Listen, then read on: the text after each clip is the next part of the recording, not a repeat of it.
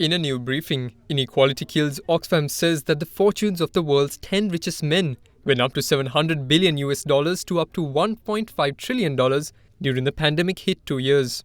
Oxfam International's executive director, Gabriela Bucher, notes that they now have 6 times more wealth than the poorest 3.1 billion people on the planet. Oxfam says that inequality is contributing to the death of at least 21,000 people each day, or 1 person every 4 seconds, with a new billionaire minted every 26 hours. It goes on to say that billionaires' wealth has risen more than COVID-19 began than it has in the last 14 years. At $5 trillion, this, it says, is the biggest surge in billionaire wealth since records began. Bukher states, billionaires have had a terrific pandemic.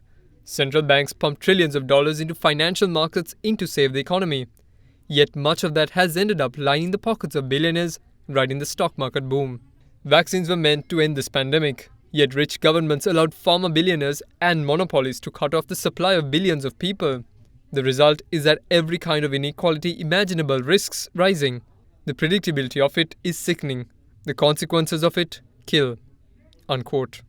The New Beginning also calls extreme inequality a form of economic violence. The policies and political decisions that perpetuate the wealth and power of a privileged few result in direct harm to the vast majority of ordinary people across the world and the planet itself. Unless there is a global compact to reduce global inequality, I think we may not have any significant change in this situation. Global inequality, it is not something that you can address at a global level in the way that you address inequality at a country level. Mainly because at a global level, there is no institution like the state at a national level to really address this issue and reduce inequality. But on the other hand, inequality has always been addressed at a country level, and there are many examples across the world where income inequality has been contained within reasonable limits. Of course, it is easier said than done because inequality is a reflection of the structure of the economy and also the division of labor, and also how various countries adopt measures to reduce inequality within a country.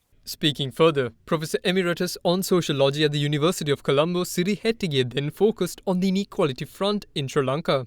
Reduce taxation to encourage investors, to encourage entrepreneurs to invest resources in productive and other ventures. Governments have been quite lenient towards taxation. But on the other hand, if you really don't adopt realistic taxation measures, you cannot contain income inequality. So as a result, we have seen rapid increase in income inequality over the last 4 decades. Finally, Professor Hettige outlined what's required in his view to bring the income inequality gap closer. We have no choice but to adopt progressive measures to redistribute income in favor of lower segments of the population. It is time to have a national compact to really address this issue. And of course, it is easier said than done because the economy is very much affected by the pandemic and some of the policies that we have adopted. And as a result, we are in a situation where on one hand, we are forced to address the issue of inequality. But at the same time,